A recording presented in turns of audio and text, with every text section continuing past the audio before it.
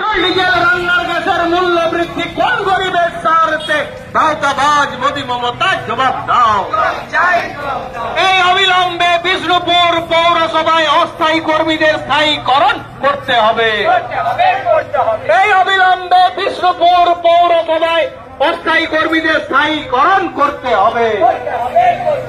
বিষ্ণুপুর পৌরসভার অধ্যক্ষ অবৈধভাবে বুঝিয়ে জমি বিক্রি করা চলছে।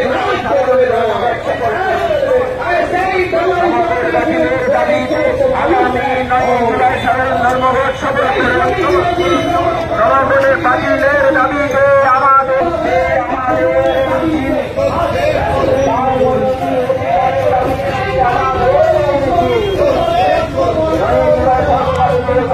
সাধারণ ধর্মঘটের পক্ষে আমাদের